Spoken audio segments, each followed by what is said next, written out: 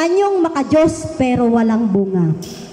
Ang delikadong buhay ng Kristiyano, mukhang mabunga pero walang banal na espiritu. Ang panimula, sa isang bukirin may isang puno ng igos na napakaganda. Malago ang dahon, matibay ang sanga, mukhang malusog. Pero nung lumapit si Jesus, yan, sabi dyan, natanaw niya sa di kalayuan ang isang puno ng igos na maraming dahon. Nilapitan niya ito upang tingnan kung may bunga, subalit dahil hindi pa napapanahon ng pamunga nito, wala siyang nakita kundi mga dahon. Kaya't sinabi niya sa puno, mula ngayon wala nang makakain pa ng bunga mula sa iyo. Narinig iyon ng kanyang mga alagad. Madahon pero walang bunga.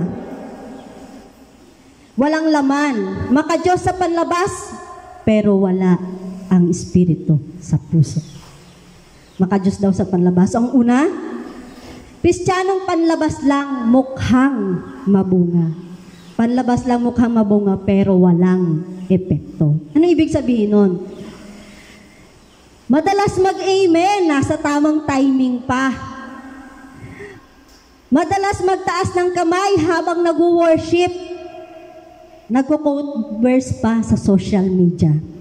Pero pagdating sa ugali, paglabas ng simbahan, mainitin ang ulo, mapanira sa kapwa, mahilig magpang-rebuke pero wala namang mercy, palasimba pero hindi mapagpatawan. Kaya pala minsan, pag may mga nakakagalit tayo, kala mong kung sino ka, palasimbara ka pero demonyo ra. Di ba pag may nakakaawa yung iba, ganyan sinasabi? Palasimba yan ha, pero demonyo ang ugali. Kasi nga, wala yung bunga ng espiritu. Ito ang puno na maraming dahon, pero walang bunga. Yung pangalawa, sabi dyan, may kwento dito, ang babaeng laging nasa harap. Si Ate Marlene ay laging nasa harapan ng church. Tumawa sa Ate Angel kasi siya yung nasa harapan. Aktibo, maingay sa prayer, matalas sa Bible knowledge, yun ha. Pero sa loob-loob ng bahay nila, tinik sa pamilya. Kalain mo yun? Kontrolado ang asawa, mataray sa anak, maramot sa kapwa. Ibig sabihin, nagsisimba lang, pero talagang yung fruit of the Spirit, marami siyang alam tungkol sa Biblia, pero hindi ina-apply sa sarili. Kaya wala yung fruit of the Spirit sa kanya. Hanggang isang araw, ang anak niya ay nagrebelde at sinabi sa kanya, Ma, araw-araw mo kaming sinasaktan, pero gabi-gabi kang nagpipray. Nagpipray sa Diyos. Sino ba ang Diyos mo? Tanong ng anak niya. Yun yung wala naman siyang bunga sa'yo. Ibig sabihin, yung lagi siyang palasimba, lagi nagbabasa ng Bible, laging nagpipray, wala naman palang bunga yung kanyang espiritu. Dahil yung bunga dapat ay nakikita mismo sa ating mga sarili at nakikita ng pamilya at ng tao sa atin. Kaya nga pag sinabing, sa Ate Angel, mabait yan. Di ba pag sinabi na, sino yan? Sa Ate Angel. Pero pag kilala ka nung taong yon na ikaw ay palasimba lang at panloob mo ay wala yung Holy Spirit, patay ka. Machichismis ka sa ibang, palasimba ka lang, pero wala yung Holy Spirit. Kaya mag-ingat po tayo. Kaya ang ginawa ni Ate Marlene, umiyak siya ng umiyak sa Diyos. Sabi niya, Lord, mali pala yung paraan ko ng pagsamba sa'yo. Lagi ako nagbabasa ng Biblia, lagi ako nagpipray. Ang mahalaga pala yung Spirit sa puso. Wala ako nun, Lord, kaya siguro napapansin ng mga anak ko at hindi sila nagsisimba. Sometimes yun pa ang tinitingnan ng pamilya natin eh. Minsan, ikaw na pala simba, ikaw na lagi simbahan, ikaw na lagi nagpipray, ikaw na laging nagbabasa ng Biblia, tinitingnan tayo ng mga taong nakapaligid sa atin. Pero kung nakikita nilang nabago ka, sila mismo mababago ng dahil sa'yo. Bakit? Nakita nila yung epekto ng banal na espiritu sa'yo. Kaya sabi, umiyak sa Ate Marlene, doon siya natauhan. Akala niya ang lakas ay nasa panlabas. Pero ang tunay na kapangyarihan ay nasa bunga. Ang ibig sabihin lang, kung ano yung naririnig nyo, dapat na-apply pala yun sa sarili nyo at yun ang magiging bunga nyo o gabay para makita ng iba. Pangalawa, maaring aktibo ka pero hindi puno ng Espiritu. Aktibo pagdating sa gawain. 2 Timothy 3-5, may anyo ng kabanalan, ngunit tinatanggihan ang kapangyarihan nito. Ang bunga ng Espiritu ay hindi kayang pikiin habang panahon. Maaring makisabay ka sa takbo ng simbahan, pero sa oras ng pagsubok, lalabas ang tunay na ugali. Bakit? Kapag pinagsabihan ka ng pastor, na-offend ka, next Sunday, hindi ka na magsisimba. Bakit? Wala yung fruit of the Spirit, hindi mo kayang tanggapin yung sinasabi ng pastor sa pagkakamali mo para baguhin. Hindi mo kayang baguhin. Kaya ka nga nasasaktan eh. Kaya nga next week, nabanggit ni pastor doon sa taas, sa pulpito. Dito sa taas, napagsabihan ka, nabanggit ka. Next Sunday, wala ka na. Bakit? Nasaktan ka. Nagalit ka na kay pastor. Big sabihin, wala yung fruit of the Spirit sa'yo, ayaw mo magpakorek. Amen? Then, kapag nabigo ka, nanatili ka ba sa kapayapaan? Kapag sinaktan ka, marunong ka bang magpatawad? O minsan kapag sinaktan ka, wala ka nang pakialam. Then, walang bungang puno, ang walang bungang puno ay pinuputol. Sabi sa John 15, verse 2, ang sangang hindi namubunga ay pinuputol. Mabigat, pero totoo. Kasi siguro kadalasan iniisip natin pag sinasabing bunga, dapat meron tayong dala sa church. Take note ha. Kapag sinabing bunga ng Holy Spirit, kasi madalas nating inaano yung pinipreach yung dapat may dala tayong bunga natin, ang unang-unang magiging bunga natin ay ang mga sarili natin. Kasi kung hindi makikita yung bunga na yun sa sarili mo, ng bunga mo na dadalhin mo sa church, hindi yun sasama sa'yo. Bakit? Hindi niya nakikita yung Holy Spirit sa'yo. Bakit siya sasama? Para pikiin din yung faith niya? Para pikiin din yung pananampalataya niya? Hindi. Unang-una kanyang titingnan. Mostly, ang ugali natin at ang kilos natin. Makikilala kayo. Ang mabigat pero totoo, ang pagiging parte ng simbahan ay hindi garantiya na ligtas. Yun pala yun. Pag part ka ng simbahan, hindi ibig sabihin ligtas ka na. Yun. Kasi part ka lang naman eh. Hindi na garantiya na ligtas ka na. Ang sukatan ay hindi attendance, kundi bunga ng banal na espiritu. Bunga sa'yo. Makikilala nila kayo sa pagpi-Facebook ng Bible verse. Sabi ni Jesus, makikilala nila kayo sa pagpi-Facebook ng Bible verse. Makikilala nila kayo sa pag-a-attend ng camp. At ang sabi niya, makikilala nila kayo sa inyong bunga. Ibig sabihin, pag may nakakabasa sa wall natin, siguro ito maka-Diyos. Puro Bible verse ang sinishare. Pero one time nakita niya, sumisigaw, pinapagalitan yung anak niya na nagmumura. Hanggang dun lang pala siya. Hanggang dun lang sa nag-share siya ng Facebook. Copy-paste lang naman yan eh. Pero yung totoo sa kanyang sarili, wala pala. So, doon pala tayo na bumabagsak. Doon na di-discourage yung bunga natin na gusto nating dalhin sa church. Kaya pala may mga reason kung bakit hindi sila sumasama. Ayaw niya lang sabihin sa'yo na Gusto mo sumama ako sa'yo? Tingnan mo nga yung ugali mo.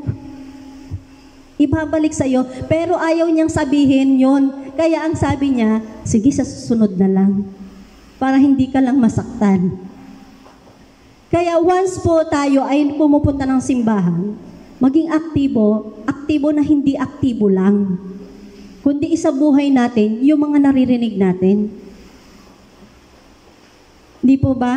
Lagi tayong nasa simbahan. Ang sabi ng kapitbahay, lagi kang nasa simbahan, pero pagdating mo sa inyo, alam mo, nakakairita kayo, bakit lagi kayong nagsisigawan? Lagi kayong nagmumura. Kaya gusto mo akong isama sa simbahan nyo? Wag na lang. Hindi po ba? Di ba parang masakit pa ganon? Sinabihan ka ng Kristiyano, pero sa kabila nun, nakikita niya yung epekto sa'yo ng pagiging Kristiyano. Minsan sinasabihan tayo, yan ba ang isang Kristiyano? Yan ba ang palasimba? Hindi ba? Kapag may kaaway tayo, kahit sa bahay nga lang pag magkapatid, kapag ginagamit simbahan, ginagamit kang leader sa simbahan, ganyan ang ugali mo. Ginagamit kang tumutugtog sa simbahan, ganyan ang ugali mo. Hello? Kasi nga, parang hindi tayo seryoso sa banal na spirito. Sensitive ang banal na spirito. Kaya kung nagpipray ka ng wala yung Holy Spirit, it's useless. Kaya kapag manalangin tayo, andun dapat ang banal na spirito. Hindi kapag tapos ka na lang manalangin, paglabas mo ng kwarto mo, pagkatapos mong manalangin, nagsisigaw ka na. Useless yun. And, baka hindi ka nahuhulog, baka hindi ka pa nahinog. Hindi ka nahuhulog o hindi ka pa hinog. Maraming Kristiyano ang laging nahuhulog sa kasalanan. Laging mainit ngayon, malamig bukas. Mainit ngayon, malamig bukas.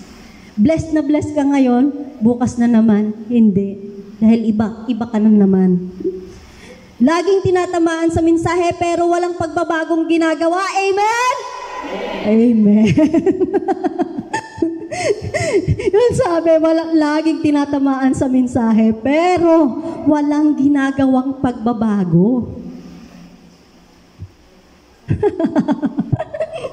Parang ang hirap, no? Lord, ako yon. Sabihin mo na mahina sa sarili, Lord, ako yon. Ang lakas na ng pagkasabi ko Lord, ako yon. So, huwag tayong mahiya sa Panginoon. God knows everything. Hindi mo kilala ang sarili mo, kilala ka ng Diyos. Kaya kahit hindi mo sabihin na, Lord, ako yon, alam ni Lord na ikaw yun. Pinipeke mo lang. Sabi ni Lord, sisigaw kaya itong anak ko?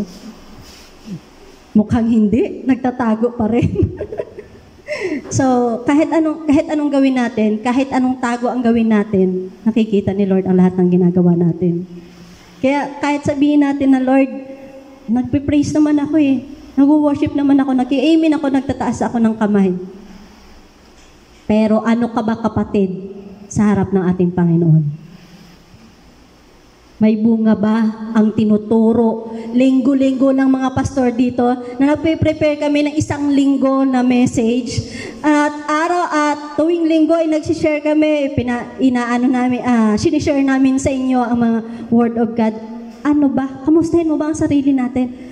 Ano ba ang nangyayari? Ano ba yung nangyari sa akin na narinig ko sa aming pastor? Meron bang pagbabago sa akin? Minsan nga tanungin mo yung kasama mo sa bahay na hindi nagsisimba. Kasi makikita nila yan Kung hindi mo mapapansin sa sarili mo, nakikita nila yan. O kung ang nanay at tatay mo hindi nagsisimba, o ang asawa mo, o ang anak mo, sabihin mo sa kanya, di ba laki ako nagsisimba? Ano ang tingin mo sa akin? May nagbago ba? Sasagutin ka ng totoo. Yun, makikita mo, makikilala mo na, ay, ma, nagsisimba ka nga lagi. Pero lagi ka namang sa bahay. Kahit napakaliit na bagay, ang dami mo nang sinasabi. Napakaliit na sinasabi sa'yo, ang haba na ng sagot mo. Lagi ka pang nagmumura. Lagi ka pang nagagalit ng walang dahilan. Oh, di malalaman mo, ganun pala anak. Ibig sabihin, wala pala yung bunga ng banal na spirito sa akin. Pag magalit si tatay, magalit ka din. Pag magalit yung nanay, nagagalit din ang tatay.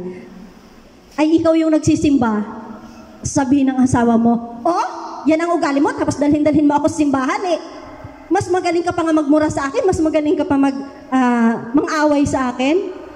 Sinong asawa ang gustong sumama sa'yo para magsimba? Sinong anak ang gustong sumama sa'yo para magsimba kung ganyan ka? Hello? Diba?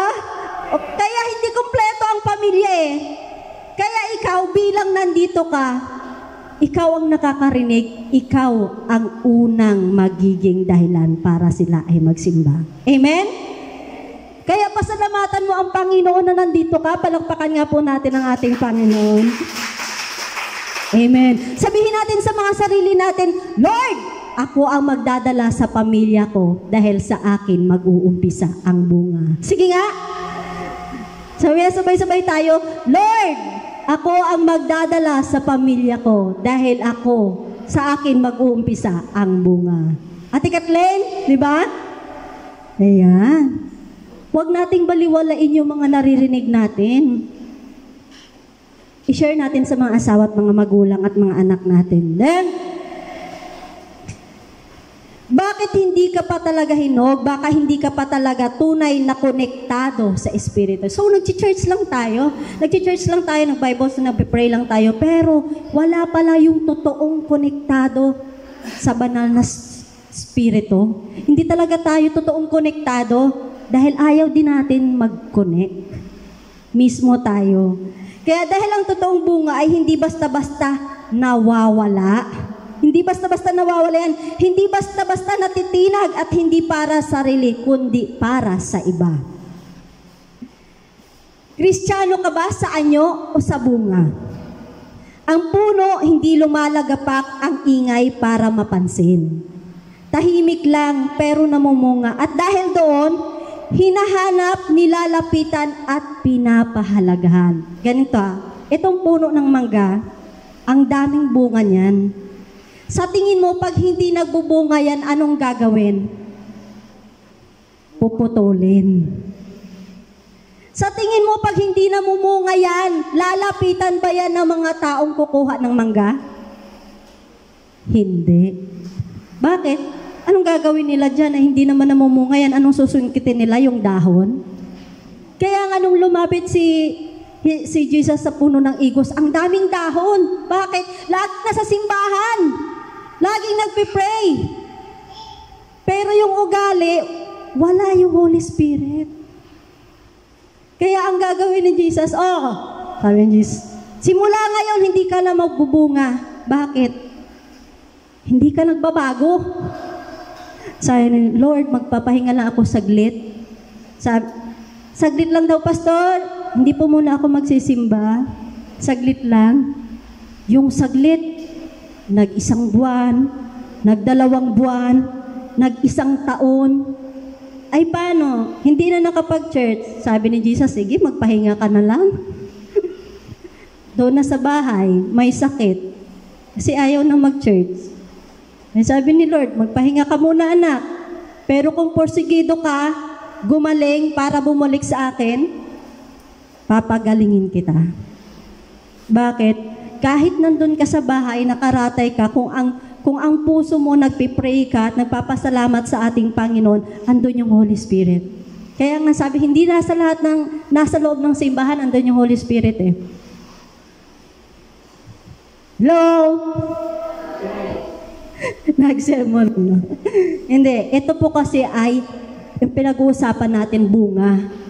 Kaya, minsan tanungin mo sa sarili mo, Lord, yung mensahe ni Pastora She kanina, may bunga ba ito sa akin? Tingnan mo kinabukasan. Tingnan mo pag-uwi sa inyo. Pag-uwi mo sa inyo at sinabihan ka ng asawang, tagal mong umuwi. Matagal ba yung simba nyo? doon mo makikita yung bunga ng narinig mo. Ano kayang gagawin mo? Sasampalin mo? Hindi ka na nga nagsisimba ganyan ka pa. Buti ngayon nagsisimba ako. Nung nasa Foursquare pa ako, anniversary namin kinabukasan. So, ang practice namin, ang dami kasi namin nagtatamborin, nag-praise and worship. Ang dami kong part. So, inabot kami ng alas 11, alas 12 ng hating gabi kaka-practice sa plaza. Lahat naman kami, pagdating ko sa bahay ay sabi ng papa ko, "Diyan ka na matulog sa labas." Hindi ko alam kung anong nagawa ko, kung bakit. Nagpaalam naman ako na magpapractice. Ang isip ng papa ko ay iba. Ang sabi niya ay, "Diyan kuno ang epekto sa'yo ng kakasama mo kuno sa Ate Arlene mo. Madaling araw na hindi pa umuwi." Sabi ko, nag-practice kami sa simbahan. Sino maniniwala sa'yo nung practice kayo sa simbahan? Alas 12 na ng madaling araw. Anak ko, ang magiging reaction mo. Bago kami noon umuwi, nag-devotion kami. Hindi ko alam kung ano magiging reaction ko. Magagalit ako dahil ano yung nasagot ko sa papa ko. Pasalamat na lang tayo na sa pamilya natin may nagsisimba. Hindi ba ako nagbago pa? Alam niyo yung pagkakataon na yun yung umpisa na nagbago ang tatay ko. Nung kami nasimbahan, nung ako nasimbahan, ang mga ate ko Catholic, hindi pa sila nag-aasawa. Sumama sila sa akin, nagpabautismo sa Foursquare. Lahat kami. Then, after that, yung nag-church na kami, yung tatay namin, may respeto na sa amin. Bakit? Nakikita yung bunga ng banal na spirito. Hindi kayong pala church lang. Tapos, pinagpipray mo yung tatay mo na sinasabihan mong, sana pa makasama kita sa simbahan. Yung papa namin nagsimba, although hindi namin kasama, pero nagsimba sila sa PIC. Yung preach nung pare, may iba kasi mga pare talagang magaling mag-preach. Parang natamaan siya, so na-share niya pagdating ng bahay. Parang, ganito pala ako, anak. Ganito pala ako sa inyo, nasasaktan ka pala kayo mga ganito. Yun yung bunga na sinasabi. Bunga ng mensahe na naririnig ninyo kung mai-a-apply nyo sa mga anak at sa pamilya mo. Pero kung nakikinig ka lang dito at pagdating sa inyo, wala. Paano maririnig at malalaman nung pamilya nyo kung ano yung narinig mo dito? Amen? Kaya nga sabi ni Ate Rosing, sinabihan niya si Kuya Ramon, hindi habang buhay mananatili siya hindi magsimba. Kasi dati na siya nag-church dito Dahil sa'yo, sa pamamagitan mo, babalik si Kuya Ramon. Babalik at magpupuri sa ating Panginoon. Huwag ka lang magsawang mag-encourage sa kanya. Dahil nakikita niya naman na mabait si Ate Rosing. Happy birthday, Ate Rosing.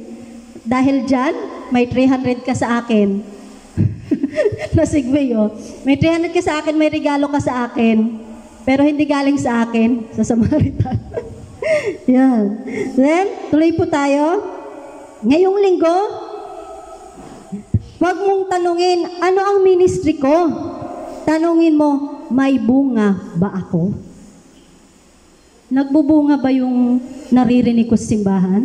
Nagbubunga ba yung pinagsasabi ni pastora sa gitna? Nagbunga ba ito sa akin? Huwag mong tanungin, gaano ako katagal nagsisimba, kundi tanungin mo, ano ang nagbago sa ugali ko? Sige nga, parang nakaka-excite. Sige nga, sabihin mo, ano kaya nagbago sa ugali ko? Sige, sabay-sabay tayo. Ano ba ang nagbago sa ugali ko? Sabihin mo nga sa sarili mo yan. Meron ba? Sagutin mo rin ang sarili mo. Meron ba? Yan. At dahil it's a reminders lang po sa bawat isa. Kasi marami po sa atin, eto nga ang sabi ko Ate Angel kanina, alam mo ang namimiss ko? Yung walang internet. Ang laki ng tulong sa atin ng internet. Yes. Malaki dahil ang communication natin sa mga malalayo, O pag may mga emergency, andyan ka agad ang message. Pero ang nakakamiss, yung nag-uusap-usap tayong lahat, magkakapit-bahay sa shade. Kahit ano, ang dami-dami nating napag-uusapan na pag-sharean hanggang alas 11 ng gabi. Bakit? Ngayon wala na. Dahil kahit sa loob ng bahay, kanya-kanya na. Pasok sa kwarto, Facebook, o kung ano-ano ang ginagawa. Kaya nga nung nag-brown out, natutuwa ako. Lahat kami nandyan, nagkikwentuhan. So, nadaanan namin yung nagtatawanan, nadaanan namin yung mga kwentuhan. So, nakakamiss. Ang ibig sabihin, parang nakapokus na tayo sa internet talaga ngayon. Wala lang, mahina na nga yung nakikita mo silang may nagbabasketball dito, may nagtatawan, may naglalaro. Saglit na lang kasi nakapokus na lagi sa social media o sa kung ano-anong ginagawa internet, ML, di ba po? So, wag po nating kalimutan na maging bahagi tayo ng ating mga gawain. So, kapag naging bahagi tayo ng ating gawain, ang sabi doon, hindi lang part ng gawain, kundi lahat ng naririnig mo o nai-attend mo sa gawain, isabuhay natin at maging bunga sa atin. Amen? Sino mag-share nito sa pamilya nila? Wala man lang kahit isa. Pwede na kayong lumabas. Wala namang mag-share. No. Lahat po ng naririnig natin, i-share natin sa ating pamilya. At ang pinakamahalaga, ikaw ang unang maging bunga para sila ay madala mo rin. Amen po ba? Kaya nga hindi po sa pagmamayabang, no. Sa pamilya namin, ako ang bunso. Pero pag may desisyon sa aming mga ate, mama, papa, kami magkapatid, ako ang final decision. Bakit? Andun yung respeto. Hindi porke akong bunso, hindi ako yung nasunod, kundi andun yung respeto nila, dahil nakikita nila yung bunga. Amen? Kaya ikaw, bilang nandito ka, dapat sa iyo unang makita ang bunga. Sige nga po tayo tumayo. Sabihin natin sa ating mga sarili, Lord! Sabihin natin sa Panginoon, Lord, ako ang unang magiging bunga. Ayan, sabihin natin yan sa Panginoon, ha? Tayo po'y manalangin. Father God, maraming salamat, Panginoon, for your reminders. Ang dami namin, Lord, pangkukulang. Hindi na halos kami nakakabasa ng Biblia dahil mas binabasa namin ang laman ng Facebook, ang laman ng TikTok, ang laman ng Messenger, o kung ano-ano pang nangyayari sa social media. Wala na yung enjoyment ng buhay namin sa paglilingkod sa iyo.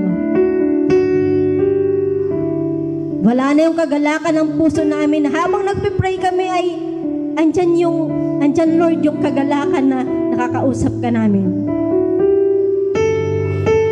Kaya humingi pa kami, Panginoon, ng kapatawaran, Lord. Dahil sa nakalipas na mga taon na nag-focus kami sa isang bagay na naging Diyos-Diyosa namin, Panginoon, dahil lahat ng oras namin ay nandoon.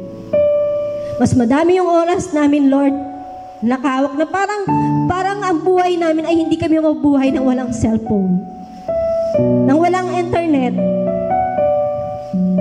Ang sarap pala, Lord, na minsan magbigay kami ng oras sa iyo,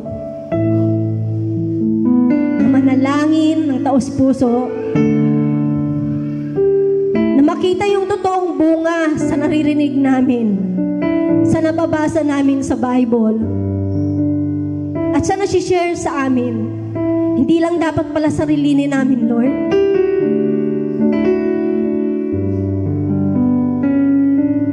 Hindi lang pala kami dapat nakikinig.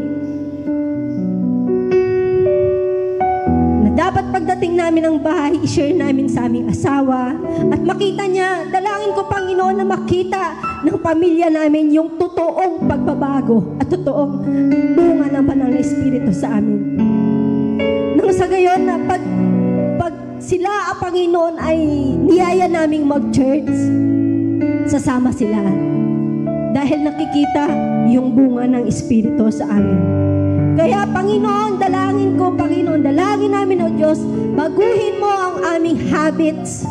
Kung kami Panginoon, ay nakafocus sa isang bagay, o sa isang Diyos namin dahil nandoon na yung buong oras namin sa trabaho, sa pagsiselfone, o sa anumang ginagawa namin, Father God, nawa, Panginoon, Lord, ay mag-enjoy kami dahil Ikaw ang pinaglilingkuran namin. Ang dami man namin, Lord, problema sa trabaho, ang dami namin problema sa school, sa bahay. Andyan, Panginoon, yung kagalakan, Lord, na kahit pagod na pagod kami, ay alam namin, Lord, na nandyan ka, buhay na pinaglilingkuran namin. Kaya po, Panginoon, bigyan mo kami ng lakas ng loob na ibahagi lahat ng narinig namin sa aming pamilya. At ang pamilya namin, Lord, itouch mo ang puso nila, Panginoon, na bigyan ng ilang oras ng pakikinig sa aming Panginoon, nang sa gayon makita nila rin yung pagbabago at kahit sila, Panginoon, ay magbago. Ang dami namin, Lord, dati, ang dami namin, halos puno ang church. Pero ngayon, ang dami ng distraction. Kaya, hindi na namin nadadala yung pamilya namin. Kaya ang dalangin ko, Panginoon, dalangin namin, O Lord, bigyan niyo po kami ng tamang paggamit ng internet. Tamang pagtatrabaho. Tamang pag-aaral. Na ang kabutihan ay nasa puso namin. Kaya, O Diyos, gabayan mo ang bawat isa. Gabayan mo kami, Panginoon, na magawa po namin ang kalooban mo. At dalangin namin, Panginoon, na gamayan kami ng banal na Espiritu sa araw-araw. Sa lahat ng ginagawa namin at lalong-lalo na sa lahat ng lalabas sa aming bibig, sa pamilya at sa bawat taong makakasalamuha namin. Naway makita nila, Panginoon, yung banal na Espiritu, the way we speak, the way we act, at the way na kung ano ang ginagawa namin, Father God, sa aming buhay. Maraming salamat, O Diyos, sa mga reminders mo. Naway hindi lang ito maging reminder sa bawat isa, kundi tumatak at isabuhay ng bawat isa, Father God. Ng bawat isa sa amin, Panginoon, ay maging halimbawa ng isang mabuting Kristiyano at hindi sasabihin ng iba na Kristiyano lang kami sa salita pero wala sa gawa at ugali. Kundi makikita nila na ang inyong mga anak na ito, Panginoon, ay nagiging bunga ng pagbabago at pagbabago ng iba.